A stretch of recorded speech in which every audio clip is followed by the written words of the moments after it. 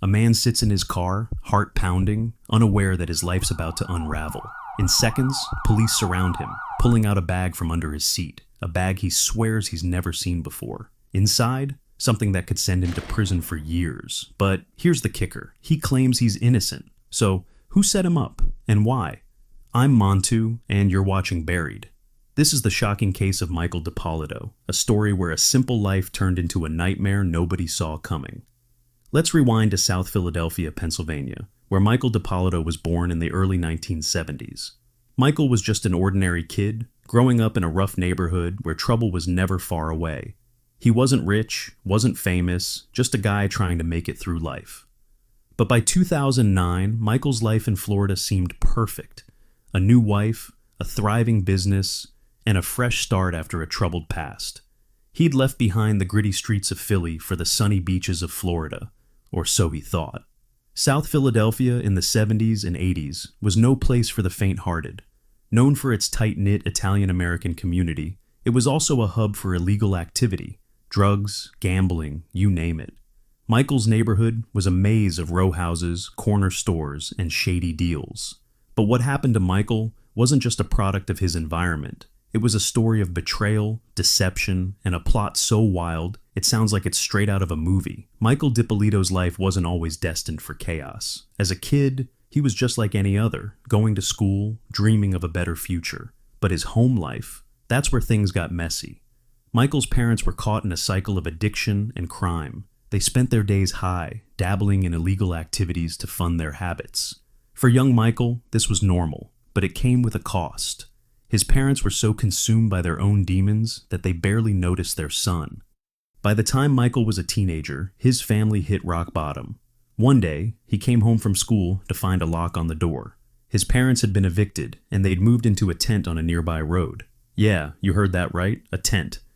For a 14-year-old kid, this was a harsh reality check. But things got worse. One night, Michael returned to the tent to find his parents gone, vanished. Later, he learned the truth. They had been arrested for selling drugs. Left alone in a dangerous neighborhood, Michael was forced to fend for himself. With no money, no family, and no support, Michael dropped out of school. He started knocking on doors, restaurants, cafes, anywhere that might hire a kid desperate for cash. But South Philly wasn't kind to hard work. Some employers used him and paid him nothing.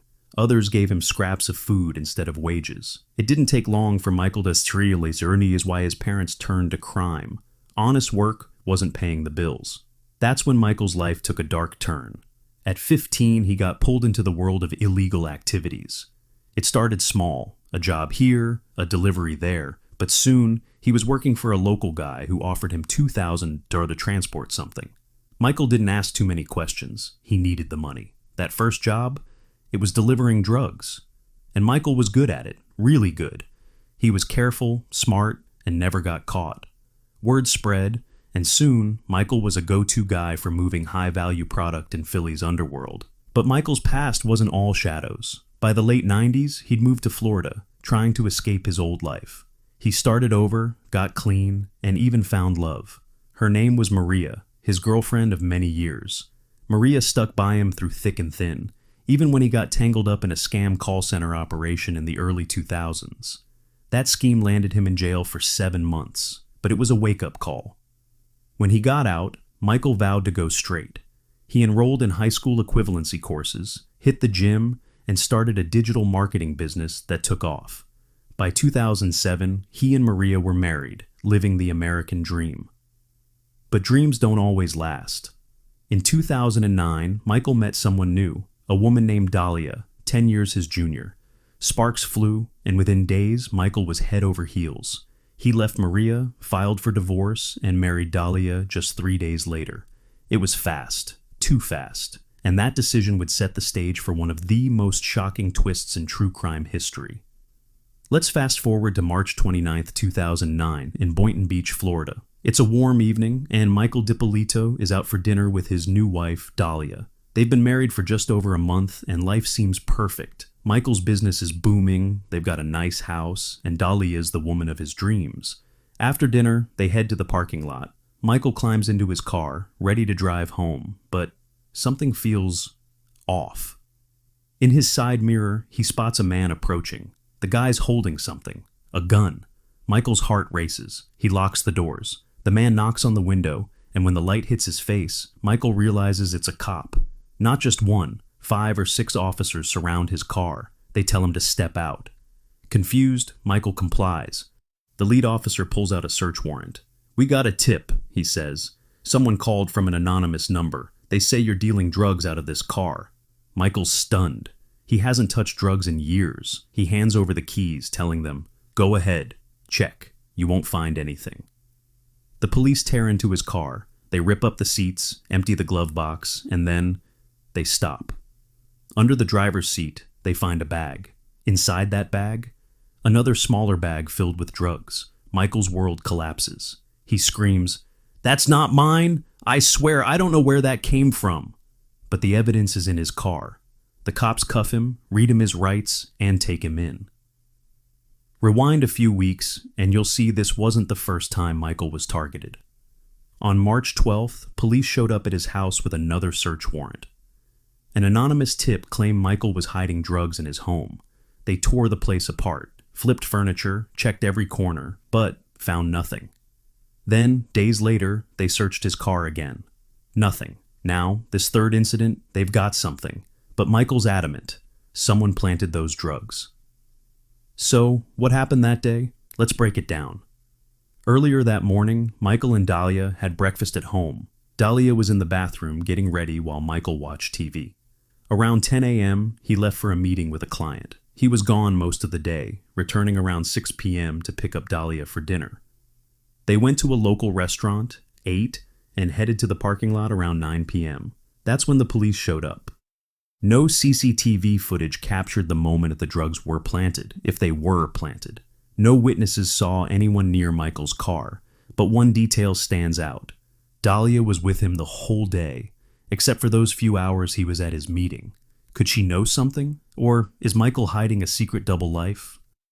The moment those drugs were found, Michael's life turned upside down. The police didn't just find a small stash. This was enough to charge him with possession with intent to distribute, a serious felony. As they cuffed him in that parking lot, Michael was in shock, shouting that he had been set up. Dalia stood nearby, tears streaming down her face, asking the officers, "Why are you doing this? What's going on?" The police brought Michael to the station and towed his car for inspection. At the precinct, officers listed the items they found: a bag filled with several smaller packets. Strangely, no fingerprints showed up on the packets. Investigators found this unusual, since in most cases, people leave behind some trace of prints. Dalia drove home alone, shaken. Neighbors later reported seeing her sitting on the porch, staring into space.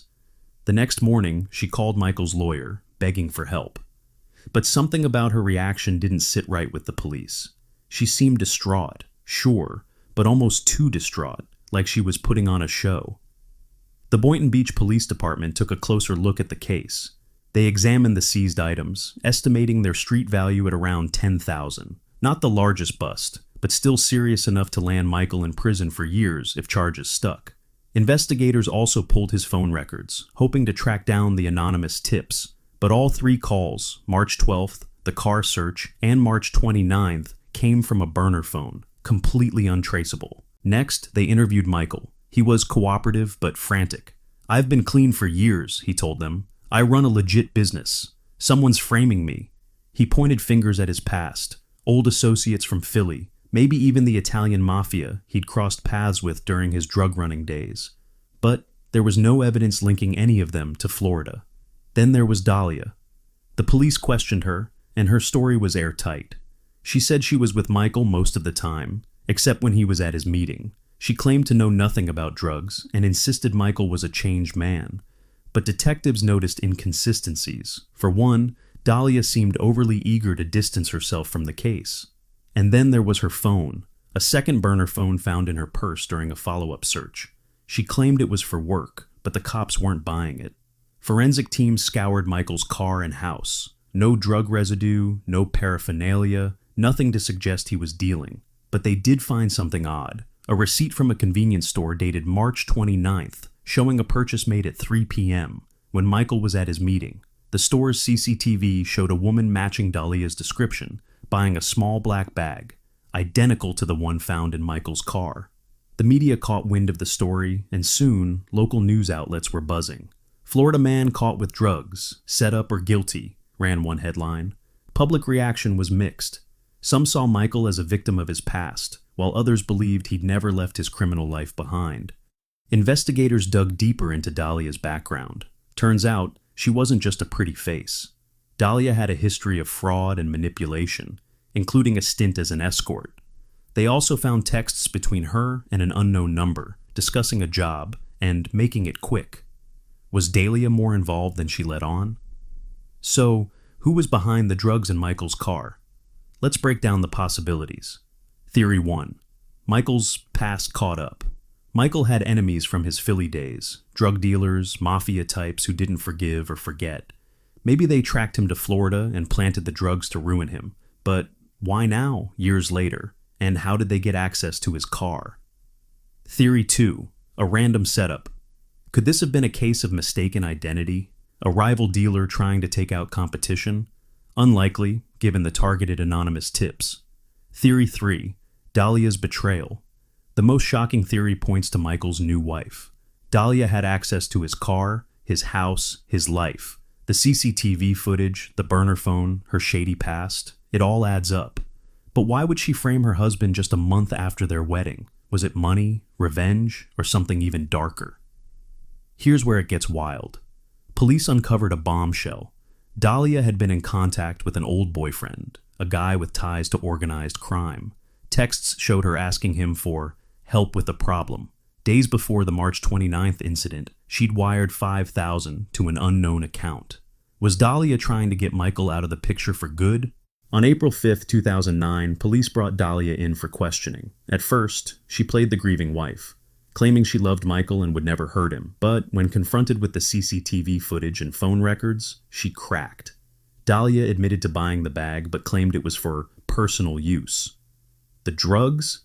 She said she had no idea how they got in Michael's car. But the evidence was stacking up. Police traced the burner phone calls to a device purchased at the same convenience store Dalia visited. They also found a recorded conversation. Dalia had unknowingly been taped by an undercover cop posing as a hitman. In the tape, she discussed hiring someone to take care of Michael. Her motive? Michael's money and a life insurance policy she'd secretly taken out on him. Dalia was arrested and charged with solicitation of murder and evidence tampering. Michael, meanwhile, was released when tests confirmed his fingerprints weren't on the drugs. The trial was a media circus. Prosecutors painted Dalia as a cold-blooded manipulator who married Michael for his money. The defense argued she was a desperate woman caught in a web of bad decisions, not a mastermind. Witnesses included Michael, who testified about his shock and heartbreak. Maria, his ex-wife, also took the stand, describing how Dalia had swooped in and destroyed their marriage. The undercover cop's testimony was the nail in the coffin, with the jury hearing Dalia's chilling words. "I want it done fast. No mistakes." After a 2-week trial, the jury deliberated for just 3 hours. On July 15, 2011, the verdict came in. Dalia Dippolito was found guilty of solicitation of first-degree murder. The courtroom was silent as the judge sentenced her to 20 years in prison. Michael sat in the gallery, his face unreadable. Dalia showed no emotion, staring straight ahead as she was led away in handcuffs. Michael's family and friends were relieved but devastated. They'd trusted Dalia, welcomed her into their lives, only to learn she'd planned to have him killed. The community was divided. Some saw Dalia as a monster, others as a product of a tough life. But one thing was clear: Michael's life would never be the same. The case of Michael Dippolito shook Boynton Beach and made national headlines. Michael rebuilt his life, focusing on his business and staying out of the spotlight. He never spoke to Dalia again. Maria, his ex-wife, moved on, but she admitted the betrayal cut deep. Dalia, meanwhile, remains in prison, with appeals ongoing but little chance of early release. This case leaves us with questions. How well do we really know the people we love? Michael thought he had found his soulmate, but instead, he walked into a trap. Was Dalia a master manipulator, or was she just another lost soul in a world full of bad choices? One thing's for sure, Michael Dippolito's story is a reminder that sometimes The real danger isn't on the streets, it's in the person sitting next to you. Thanks for watching. Buried, I'm Montu, and I'll see you in the next case.